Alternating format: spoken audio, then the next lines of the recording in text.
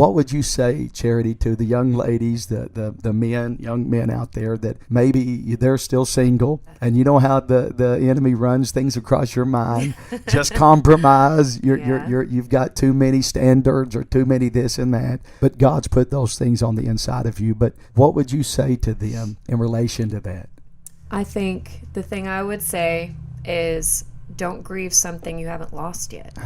They're not in your life yet, but don't grieve the fact that they're not there. You haven't lost them yet. Yeah. There's something to look forward to. Sure. God has a plan for you. And the second thing I would say is godliness with contentment is great gain. When I turned 30, and I know that's a big number for ladies and gentlemen. Yeah, sure.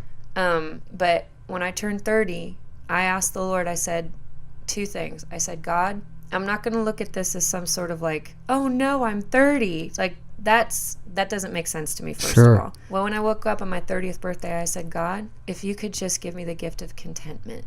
I just want to be content. That's powerful, Charity. I just want to be content. And I did. I woke up on my 30th birthday the most content I'd ever been in my life. Wow. And every year since then, I have literally written out a thank you to the Lord. Thank you for one more year of life. Thank you for one more year of being able to serve you. I don't grieve the things I don't have yet because I'm so fulfilled in what I'm doing in my life. I have my health. I have parents who love me. I have a cute little puppy. Like, there's things that we look at, and I really, truly believe if we counted our blessings and truly did it, that we wouldn't grieve the things that we've lost or see. We're not supposed to compare amongst ourselves either. Yeah, sure. And I know right now with social media, it is the biggest comparison generation we have ever seen. Yeah. So I looked at that, and when my husband finally came around, I was like, wow, you were literally worth 30 years of waiting, and I'd wait another 30 years. Wow. If you can get with the Lord and be content.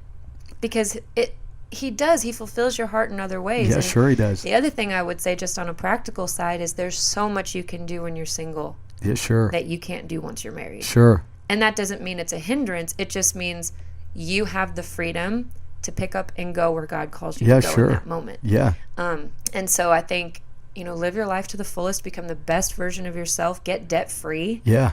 My husband and I both got into our marriage completely debt free, and it saved our lives. Wow. That's a miracle in this generation for sure. Absolutely. And so I would say there's a lot of things you can do to better yourself, not just for yourself, but for the kingdom of God and for your future spouse. I mean, those are things to attain and to try to, see what you can do to make yourself the best that you can be for the Lord.